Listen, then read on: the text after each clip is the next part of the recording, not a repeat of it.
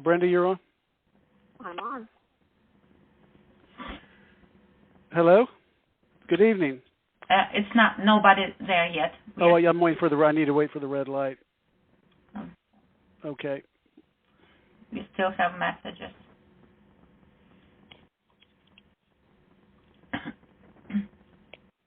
Okay, you're on air. Good evening. Thank you for joining us tonight. My name is Roger Pogge. I'm the Director of Grassroots at the Family Foundation. During the call tonight, you may press 0 at any time to ask a question. Again, this is Roger Pogge with the Family Foundation. We have some people still coming on, so I won't start quite yet. But as we progress through the evening, you may press 0 at any time to ask a question. This is our monthly Grassroots Teletown Hall. Thank you for joining us tonight. Again, we're still waiting for a few people to get on, so we'll just get started in about 5 seconds here. Okay, it looks like most everybody's on. So again, this is Roger Pogge, Director of Grassroots with the Family Foundation. This is our monthly Grassroots Teletown Hall, and I'd like to thank you for joining us tonight. This is Roger Pogge. And tonight, anytime you would like to ask a question, you may press 0 at any time. Tonight I'll be discussing the abortion center regulations that Virginia has implemented, the Supreme Court's decision on the HHS mandate, and I'm also excited to have one of my favorite delegates from the House of Delegates. My wife, Brenda Pogge, will be joining us to give us an update from the General Assembly. To start out with the abortion center regulations, in 2011, the General Assembly passed and Governor McDonnell signed into law abortion center regulations that protect the health and safety of women going into these centers. The regulations have proven to be necessary. Department of Health inspectors revealed widespread health and safety violations at the abortion centers around the state. Now, Governor McAuliffe has called for a review of these regulations before they've even had a chance to fully take effect. He's issued a public comment period, and we're asking our friends and supporters across the state to go to the Board of Health website and leave a comment to keep the regulations in place and give them a chance to work. We're going to be sending out an email in the morning. It's called We Need Your Opinion, and it will have talking points about the abortion center regulations, and we'll have a link for you to link to the Board of Health website and let your voice be heard. So in the morning, please be looking for an email from the Family Foundation. Again, the title is going to be We Need Your Opinion. When you get that email, please click on the link, and it'll take you to the Board of Health website where you can leave your opinion. The regulations have been, or the comment period has been going on for about 2 weeks now, and there's still 31 more days. It goes till the end of July. We've had some very good response, but we want to keep up the strong comments from pro-life people across the state. So please, when you get this email, do 3 things. First, go to the website, click on the link, go to the website, leave your opinion that we need to let these regulations work, keep them as they are, and then try to think of 5 or 10 of your close pro-life friends and forward the email to them and ask them to leave a comment. And thirdly, we're producing some half-page flyers which have the same information that we would send out to you free of charge and ask you to take them to your church or to your pro-life group. It gives the same information. It gives the contact information for the Board of Health. And I'd like you to take these to your friends and ask them to do the same thing. So I'm going to give you several options on these flyers. So listen to the following, and then press the 1, 2, 3, or 4 button on your keypad as applicable. So if you would like 25 of these flyers to take to your friends, please press 1 now. If you would like 50 of these flyers, press 2 now. If you would like 100 of these flyers, please press 3 now. And if you would like over 100, press 4. So again, if you would like 25, press 1. you would like 50, press 2. If you would like 100, press 3. And if you'd like more than 100, please press 4, and one of us at the Family Foundation will get with you and find out how many you want, and then we'll mail you whatever you think you can get out to your friends. So I'd like to thank you very much for taking action on this important issue, and we really need to let these regulations work. The inspectors have found some pretty horrific situations in these different abortion centers, and we really need to let these regulations work, and then go back and see if they need to be amended. As I mentioned earlier, if you have a question, you may press 0 anytime on your phone. As you probably know, the U.S. Supreme Court overturned the HHS mandate yesterday for closely held corporations, which allows them to opt out of the HHS mandate for their sincerely held religious convictions. This is a huge victory for religious liberty as well as for the pro-life movement in the United States. Business owners may now operate their companies according to their religious convictions. The two cases that the court heard were the Hobby Lobby and the Conestoga Wood Specialties companies. And they ruled that the HHS mandate substantially burdened the free exercise of religion. If this decision had gone the other way, these companies and many more would have had to violate their religious beliefs or pay crippling fines that would drive them out of business. While this was a great victory, the sad part is that 4 justices out of 9, the ones that opposed the majority, believe that forcing people to pay for someone else's contraception is more important than the religious freedom guaranteed by our First Amendment. So this was a great victory, but it was very close, 5-4, and it would only take one liberal judge coming on the bench to overturn that. As I mentioned, please press 0 on your phone anytime if you have a question. I have a couple other brief items to mention, and then I'm going to introduce my wife, Delegate Brenda Pogge. The first thing is our Action Ambassador Project, and I know I've mentioned this on our previous calls, but I want to make sure everybody's aware of that. We're asking you to be an Action Ambassador by committing to do 3 easy things to influence the General Assembly and the legislation that comes out of it. The first thing we ask our Action Ambassadors to do is pray for their legislators on a regular basis, that God would grant them wisdom, courage, and leadership and conviction. The second thing is to connect, and we have an acronym, ACTS. We're calling it Appeal, Connect, and Transmit. So the second thing is to connect, and that is to meet with your senator and your delegate during the off session when they're back in their home district, and build a relationship where it'll help you with your influence with them. So the first thing is to pray. The second thing is to meet with your legislators in the off session. And the third thing is to transmit or to communicate with your legislator through emails and phone calls when important legislation is being considered in their committees or on the floor. So if you would be willing to join us in this, if you'd like to be an Action Ambassador, I would ask you now to please press 1 on your phone. If you have not already signed up to be an Action Ambassador, please press 1 on your keypad, and we'll put you in our system, and we'll be sending you emails and some further instructions on what you can do to help influence legislation in the Commonwealth. So thank you as you answer that call. Thirdly, we're trying to get out around the state more, connect with our old friends, and introduce ourselves to new ones. We're having meetings in homes, restaurants, churches, community centers, or wherever we can find a suitable venue. These meet and greets, the Family Foundation pays all the expenses, whether it's food, beverages, if there's a rental on a building, and these are strictly grassroots events. They're not fundraisers.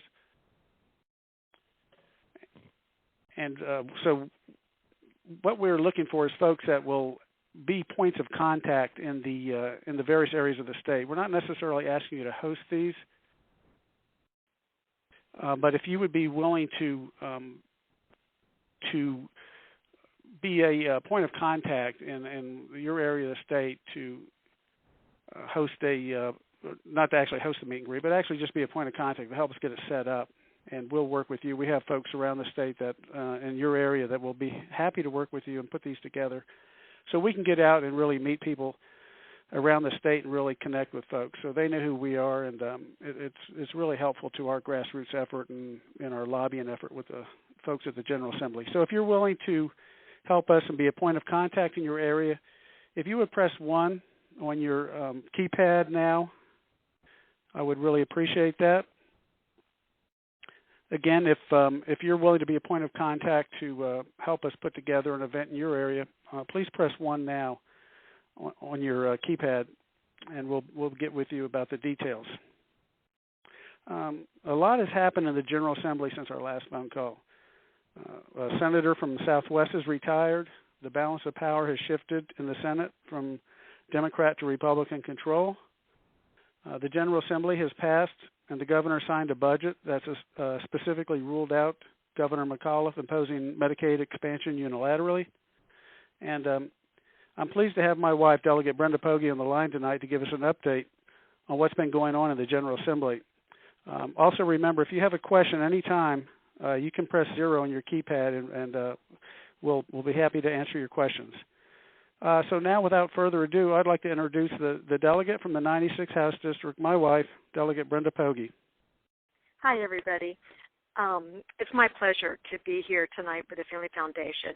Roger and I have a long history with the Family Foundation, close to about 20 years, and watched it grow and watched the grassroots grow, and really have watched as the Family Foundation has made a huge impact on the direction that Virginia has moved over the last 20 years, and just so happy to be a part of that and to watch it, and now be in the General Assembly where I too can cast my vote for family values. But a couple extra things have happened. Not only did we have a senator in Southwest Virginia retire, today another senator announced that he would be retiring, and that is Senator Henry Marsh. That is a surprise. I don't know that anyone was predicting it. And also Senator Colgan has announced he's retiring.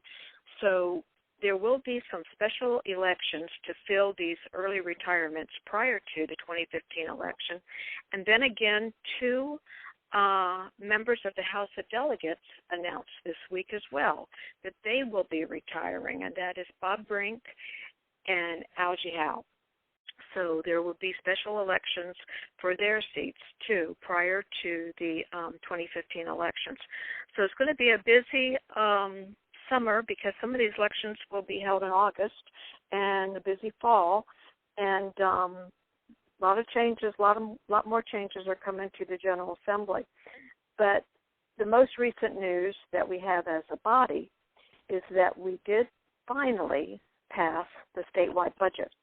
It was only about 3 months overdue. We should have passed it in March, first week of March, when we adjourned, and we did not have final passage of it until the 12th of June. We passed a budget, and then the 23rd we made amendments and accepted amendments. So just in the nick of time, because we had until June 30th to finalize the budget, or we could have been in a lot more trouble financially than we were. In the interim, between March and June, we found out that we were $1.5 billion short of what we were expecting in revenues for the biennium. So we had to adjust the budget by that amount. Fortunately, we had thought ahead, and we had put money in the rainy day fund. Per the code of Virginia, we were allowed to take $600 million to offset our shortfall. That left us with $900 million to fill. And we didn't make any cuts to any programs. We did have to pare back expected increases that we were hoping to make had we passed the March budget. And so we are all back at level spending for the next biennium. And, of course, we go back in January where we will readjust for any change in numbers. So that is the news on the budget. The best news that there was about the budget was that we did not expand Medicaid in Virginia. We do intend that we will go back this late summer, early fall, and have a debate, because we did promise the Senate that we would have the debate on Medicaid expansion. And so that will happen again in the late summer or the early fall, where we will bring it to a floor vote and also have the debate in committees and on the House floor. So that is the news on Medicaid expansion. Right now, Virginia is not, in my opinion, in a position, because of our shortfall, especially, to even think about expanding Medicaid. Just the infrastructure alone has cost other states $200 to $300 million just to put the infrastructure in place. And we are counting our pennies right now and cutting back expected increases, like I said before. So, in my opinion, we're not in a position to expand Medicaid. We do have an adequate Medicaid program. To explain what the expansion is there is Virginia right now offers Medicaid to people who earn up to 100% of the poverty level. At that point, they're not eligible. And so elderly folks are eligible, single moms are eligible, children, disabled are all eligible for Medicaid. Under Obamacare, the subsidized portion doesn't kick in to 138% of the poverty level, which means that there is a gap between 100% and 138%. These are working folks who are able-bodied folks who are not eligible for Virginia's Medicaid program. And so what the government is proposing to do is that if we were to expand our Medicaid program to that 38%, they would pay us 100% reimbursement on just the 38%. Right now, we split the other group of folks that we already make eligible 50-50 with the government. Our biggest problem is not having the assurance that the Obama administration will hold fast to their word and finance at 100% that population. And if they don't, or if they renege on the promise, we could have $1 billion shortfall a year.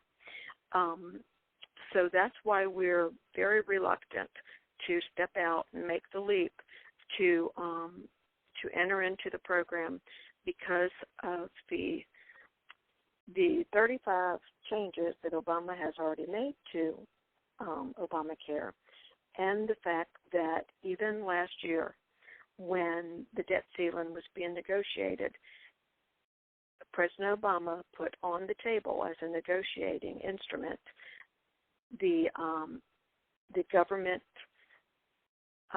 costs to expand Medicaid. He was willing to go back to 50%. If we had already entered into the program and that kind of a decision was made, we would really be hurting in Virginia. We would either have to raise taxes drastically to cover the amount of people that entered into Medicaid, or we would have to cut services drastically. And so that is the biggest reason that the Republicans in the House are very reluctant to expand, because at this point, financially, we just don't have the assurances and don't think that they're going to be there for any time. So if anybody has any questions for me, I think you can press 0 and ask your question.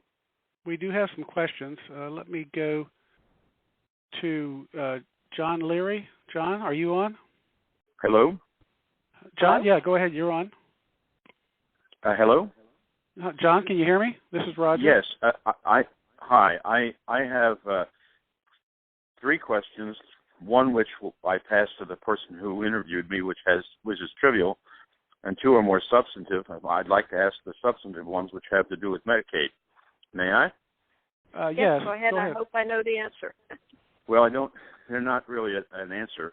I understand that there was a presentation on estimating the costs and yields and risks of expansion of Medicaid, which was given to the state Senate by a doctor named Hazel from Virginia, who is the head of some kind of a Virginia agency. And that presentation makes, according to the person that I spoke to, a solid case that this Medicaid expansion is affordable.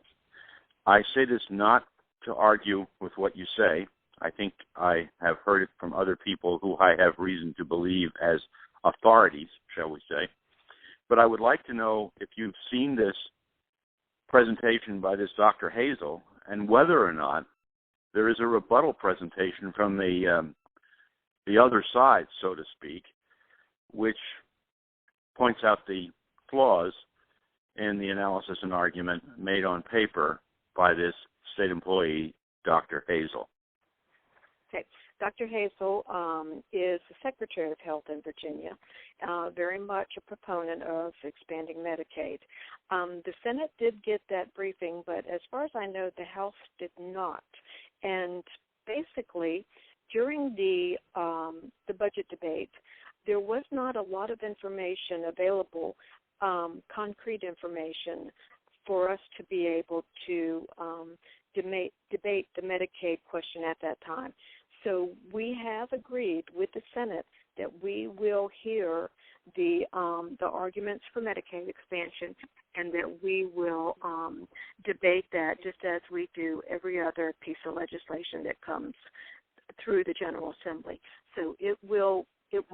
There has not been a bill yet, per se, to expand Medicaid. So no vote could have really come up. It has only been talked about and proposed through the budget language, or through very indefinite budget language. So all we've really gotten are some indefinite proposals up until, really, I say up until, not even yet do we know what type of structure that is being proposed. There was talk of a Marketplace America type of private-public partnership type thing. That never materialized. And then there was talk of just a general Medicaid expansion, but no structure had been proposed, which will, of course, require funding as well, just putting together the structure. So all of that will be determined probably the end of summer or early fall, is what we've been told. When we have the bill go through, we're still in session right now.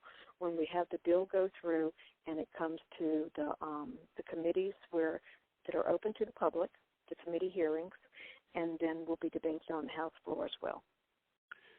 John, do you have another question quickly? We have several people that want to ask. Yes.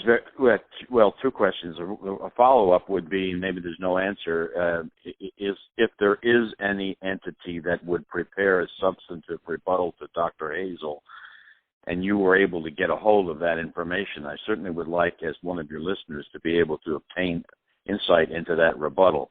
But the question that follows goes to an article in a Washington paper recently that quoted Senator Hatch, and I have it vaguely in my mind, but essentially it said there's something like $14 billion worth of fraud in Medicaid, and that distributes down to the states differently, but it goes to characterize the significant level of risk at the bleeding edge of Medicaid, and not at the failure of the feds to reimburse the state, but just as the failure of the program to deliver any real value.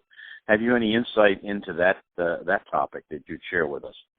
I can tell you that that just 2 years ago, that Attorney General Cuccinelli did find $200 million in fraud, and that was just at the beginnings of the investigation. We do know, just like you said, you're totally right, there is a tremendous amount of fraud in the Medicaid program, and not just fraud, there's a tremendous amount of waste and abuse. Fraud is probably one of the easier things to be able to take care of because it's a criminal act. That is another thing that we had established this Medicaid Innovation and Reform Committee to do, was to find out how we can rein in the fraud, how we can eliminate some of the waste and the abuse in the Medicaid program and make it a leaner, more efficient program so that we are more able to afford to expand to certain portions of the population. And I know that there are some stats available in Virginia that probably are in the hands right now of JLARC, which is a joint legislative review and audit and review committee. And that might be easy to get. And like I said, the whole Medicaid ball has not even been started to be unwound yet because we've never been allowed to really have the numbers in our hands yet, or even, like I said before, was there even a bill filed that we were able to hear from the experts on both sides. Generally, when we hear a bill in the committees, we have the experts on both sides come in and testify before the committees, and that's where we're able to make our decisions once hearing all the facts. But we have not had that opportunity, and I do sit on the health committee, so I probably would be one of the delegates that are able to have the information at my hands. I don't have it yet.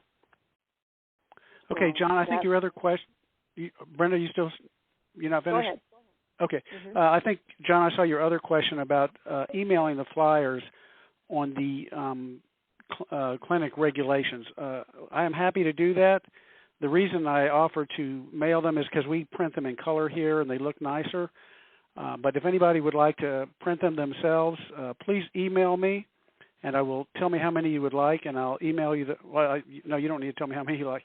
Just email me that you would like the flyers emailed to you, and I'm happy to do that. My email address is Roger, R-O-G-E-R, at familyfoundation.org. So if you would like to print them yourself, shoot me an email, and I'm happy to do that. But if we mail you the ones that we're printing here, they will be in color, and they do look nice. We have another question. Go ahead, Let me Brenda. make another comment to John. John, I'm not trying to sound vague. This whole process has been very vague for all of us in the General Assembly, and that was one of the biggest reasons that we did not want to be pressured into making a quick decision to expand Medicaid in the budget. We really do want the full debate and to have all the facts at our hands before we make a decision. And so far we haven't had any. It's just been proposals. Thank you. Okay, Madge Eicher has a question. Madge, are you on the line? Hello, Madge. Are you with us? There we go. Madge, can you hear me? I'm sorry, I didn't click the right button. Yeah, okay, I can hear you. Go ahead with your question. Yeah, my question, do you see a vacancy coming up very soon in the Supreme Court that's going to be appointed by Obama? Well, there's really none that we know of right now, but Good. It's always a possibility. True. And that's one thing that makes this fall's elections so crucial. Right now, as you know, the Democrats and the liberals are controlling the process. If the Senate flips and conservatives take over, it will make it much harder to put a liberal on the bench. So be aware of the importance of, we have a Senate election in our state this fall, and it's going to be very important. So please be aware of that. And although one thing I have heard is that there has been pressure on Ruth Bader Ginsburg to retire because of the fear that should she retire after 2016, then that vacancy may be up to someone other than Obama to appoint. That's a possibility. Maria, are you on the phone? Yes, yeah, I you have am. a question? Yes, I wondered if the Family Foundation attends local Tea Party and Republican Party meetings, to just make people aware of what you do. And, yes. If we're invited, we are happy to go to any meetings. We've been to political party meetings. We've been to Tea Party meetings. We actually had a booth at the Republican convention this year and got a very good reception there. So we're happy to come out and speak at any kind of meetings that people would like to invite us to. So if you're a member of your local committee and would like us out, just let me know, and we're happy to do that. Okay. Are you in touch with Wendell Walker, who's the 6th District Chairman of the Republican Party? Yes. Wendell's a big supporter of the Family Foundation, and we're very good friends. So okay, good. We're very very appreciative of Wendell and all the work he does out in the Lynchburg area. So thank you very much for I'm sorry. Go ahead. I'm sorry. Well, I would think, there might be areas that are less conservative that you might want to make your presence known as well, like Tidewater. So, right. And my other question was about Medicaid expansion.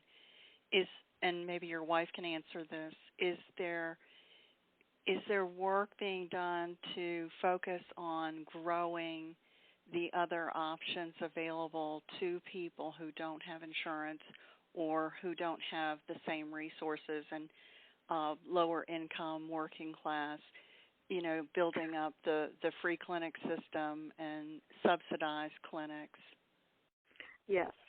And as a matter of fact, we, unfortunately, because of the shortfall, we had to go back to level funding. But in the budget that was proposed in March, we had put in monies, millions of dollars, to go to the free clinic systems and also to what's called the DISH payments, which is the disproportional fare that the hospitals have to pay to see the indigent.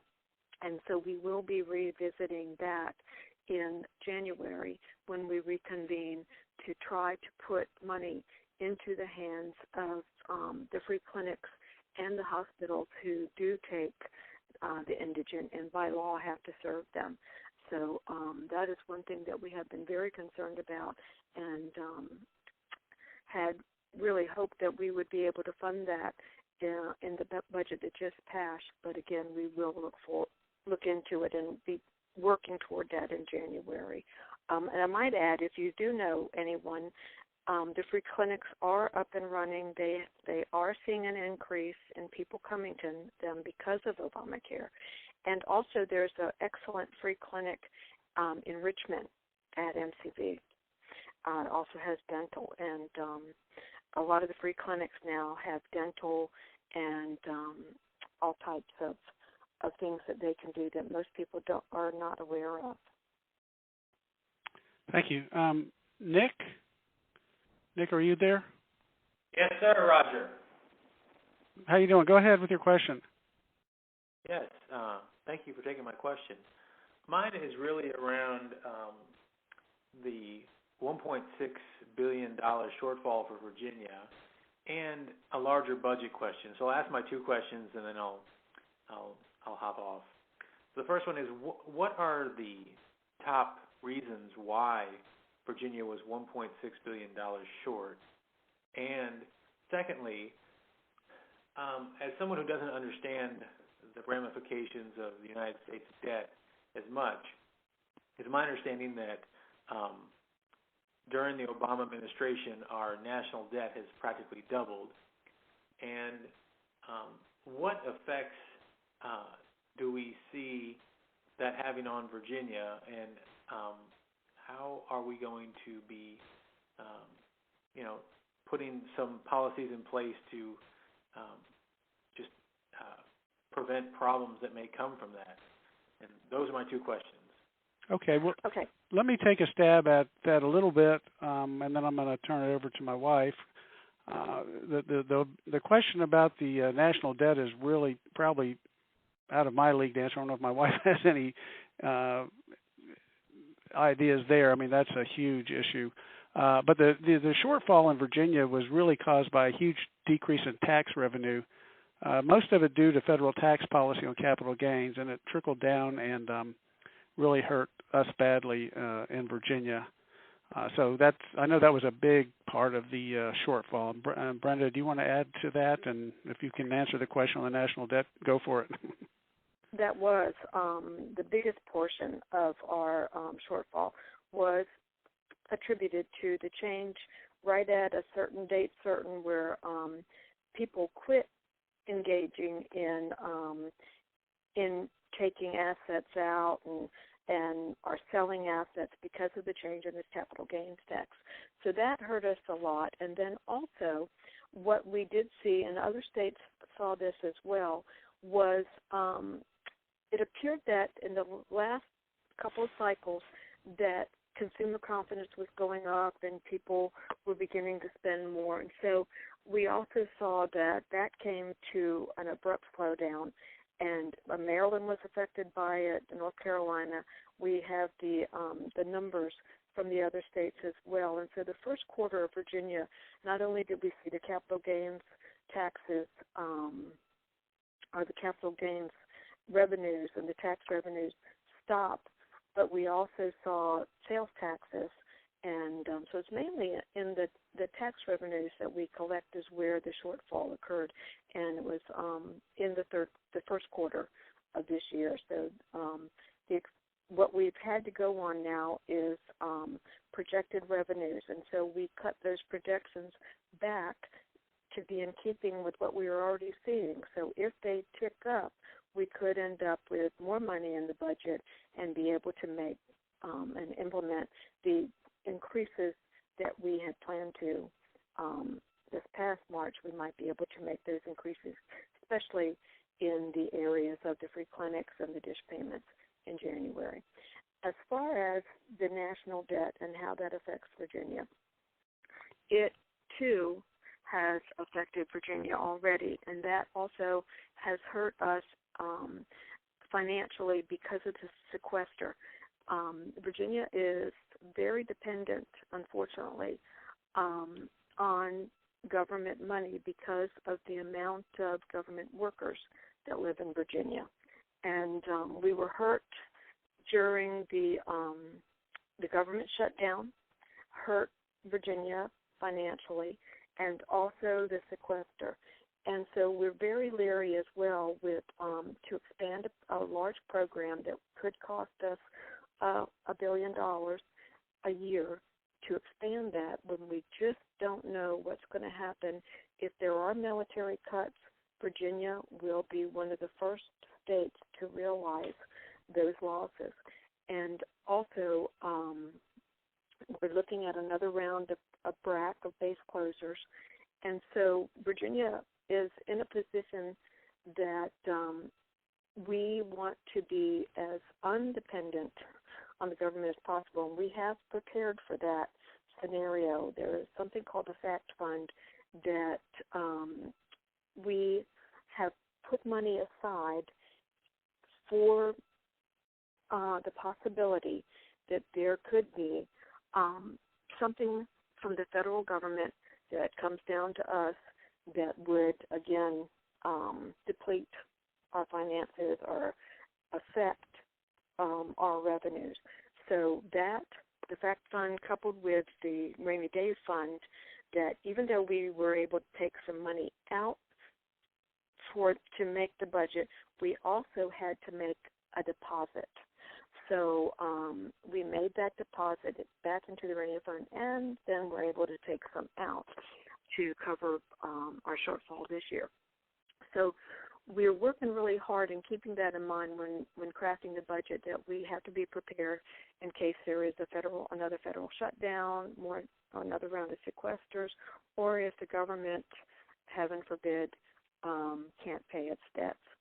And we're working on that with the two funds that I just mentioned. So we feel good that we were able to put the monies into both places and still keep the budget without any drastic cuts and just keep it at level spending. It was miraculous. Thank you. Marguerite, are you on the line? Margie, yes. Margie, yes, I'm sorry. Thank you. Thank you for the opportunity to hear this. I appreciate it very much.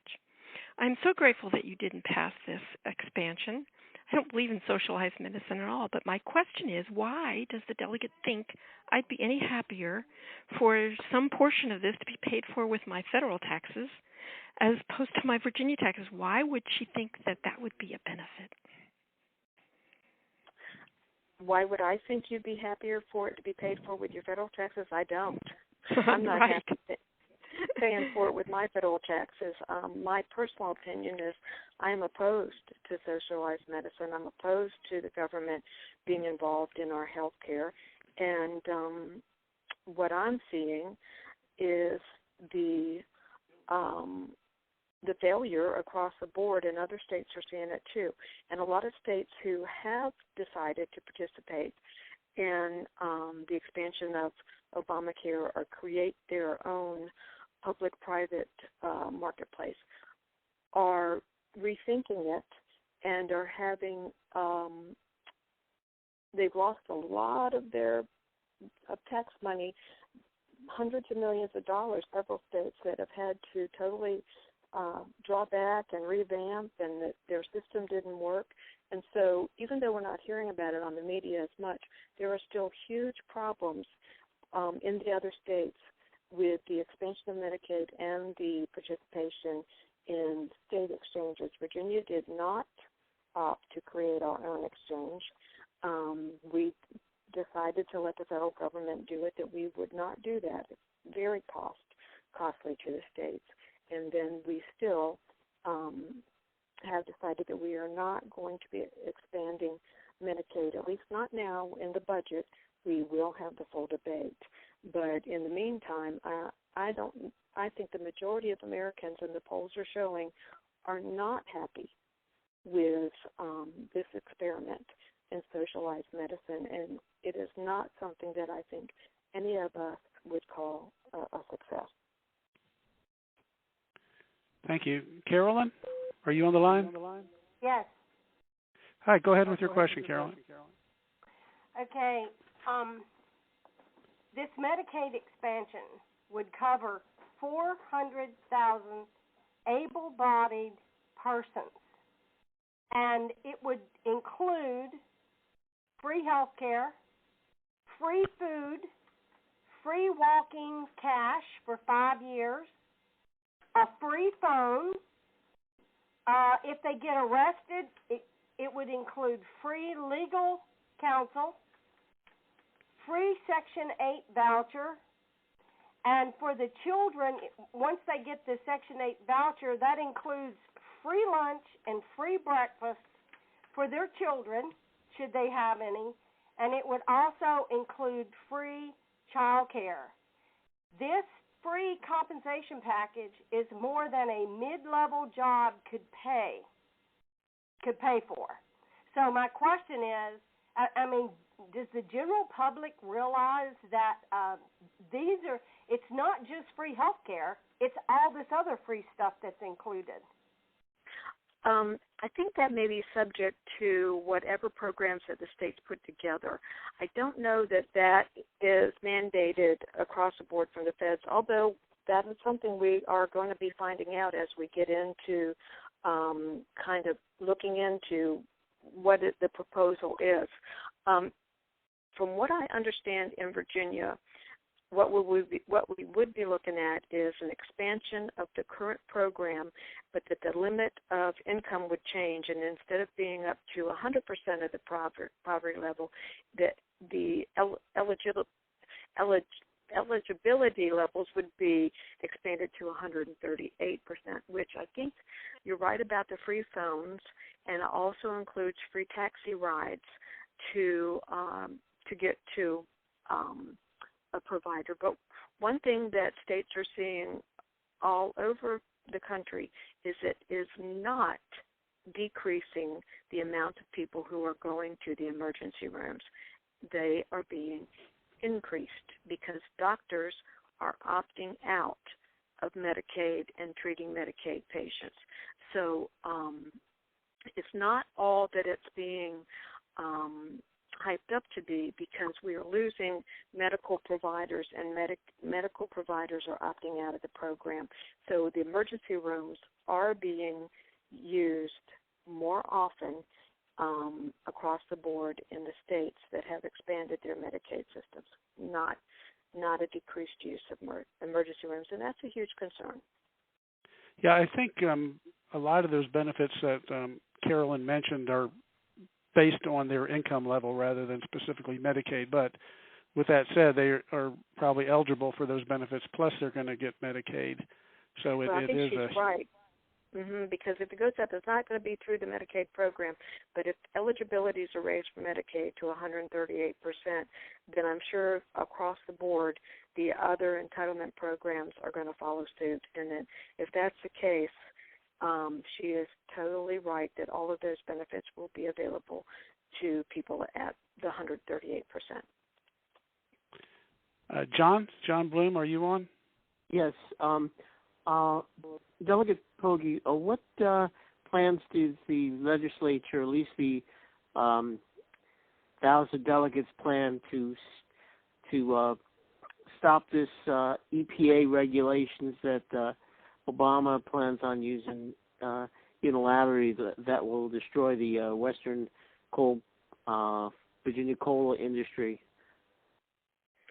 Right now, as far as I know, we've been so busy on the Medicaid issue, at least trying to get a budget, that we don't have any plans as a caucus, as the Republican House of Delegates. We have no plans.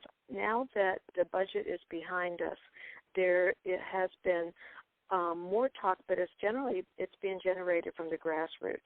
And our Virginia House of Delegates is a legislature that is a citizen legislature, and we do listen to the grassroots, and hence the amendment that came about in the budget discussions. That was one generated from the grassroots that was implemented and put into the language of the budget. So if you have suggestions, I would encourage you to get in touch with your legislator and make them known, because we know that we don't know everything, and so we do listen to our constituents. I know that we almost have our hands tied. Our Attorney General is not going to defend us on this like our last Attorney General did, and our last Attorney General actually took the EPA to court and won. But our new Attorney General is not going to defend Virginia or our coal-producing portion of the state. And so we are in a delicate position because Virginia is a coal-producing state, and thankfully last week the Supreme Court has come out now and pushing back against EPA regulations. And hopefully that they will continue to do that, and that the coal companies will sue. But as far as the legislature having any opportunity federal law trumps state law. I mean, that's the bottom line. Federal law trumps state law, and that is our biggest setback and our biggest holdup of being able to really enforce any law or put up any legislation. The only thing we can do pretty much is send resolutions to Congress. But even our own Congress's hands are tied because Obama has chosen for the EPA to go outside and around the Congress. So it's a hard question. I think we're all still trying to figure out just what we can do. Roland Smith, you on the line? I am, and thank you very much for all the work that you do, Roger, and Delegate Pogge, for the work that you do in the legislature. We really appreciate that, and we appreciate this forum that you guys put on, so thanks very much for that. Just a quick comment and a quick question. They're probably fine points, but I think they're worth discussing. One is in support or in connection with one of the previous callers about the payback that we would get from the federal government if we would go ahead with Medicaid expansion.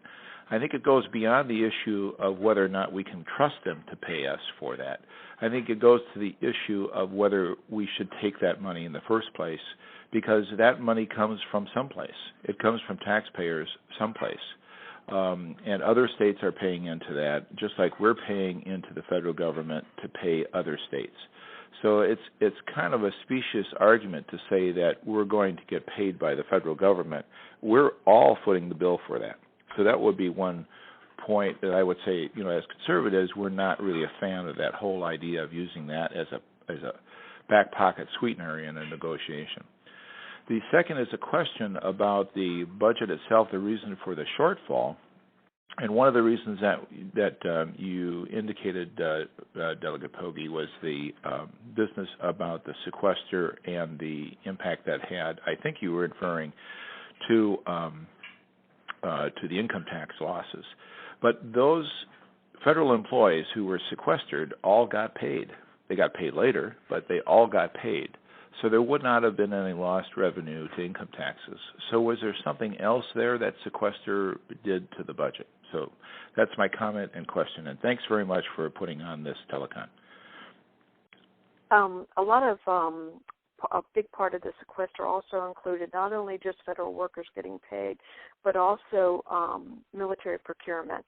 And that's where Virginia also had some losses, because we do have a lot of military contractors in the state who do business with the federal government and who rely on those contracts. And a lot of those contracts were put on hold, or things that had been planned to be ordered were not ordered. A lot of military equipment, a lot of that happens to be even in the area of software, military software, software for training. I know some folks who are in that business who have really taken a hit because of the cutbacks that the military had to take in the trimming of the budget, and that they were like on the first line. So it was not only had to do with the federal workers, but also there's also been a drop in the number of actual military personnel, and even the hiring or the recruiting of new military personnel. And so that also, affects Virginia's bottom line as well. But I would like to make a comment on what you had said previous to that about the federal monies, and you were right about that. And most conservatives do take a very dim view of doing anything to raise the debt, the $17 trillion debt, which Obamacare is contributing to. But one thing that has been lost on a lot of the media is that when the CBO first rolled out their projections for what Obamacare was going to cost Americans, and this was prior to the Supreme Court ruling that said that the states didn't have to participate in the Medicaid expansion, that it was optional, and that was because of the Supreme Court ruling. The CBO had marched out a projection, and the total cost thus far for Obamacare has come in under those projections. And the reason it has, now that point has been brought up, it's not as costly as it was projected to be. The reason being is that 24 states have made the same decision that Virginia has to not expand Medicaid. And in the original numbers, the expansion was proposed and was figured in for all 50 states. So by the 24 states not participating in the Medicaid expansion, that's where those savings have been captured. And not only have they been captured, but I'm almost certain that those projected savings have been respent. But I do want to point that out, that is one reason that Obamacare has not cost as much as it was originally projected, because half of the United States, half of the nation is not participating in the Medicaid expansion, which was one of the largest costs that were going to be attributed to Obamacare. Okay, we have two more questions. We're about out of time. Let's get through these kind of quick. Andy, are you there? Hello, Andy? Can you hear me? Okay. Yeah, Andy, go ahead. Go ahead. Yes. My question is, what are we doing to help with competition with the medical insurance and being able to go across states for getting insurance coverage like we do with automobiles and everything else, instead of being stuck with only choices for the region that's approved, the people who are approved to cover your region?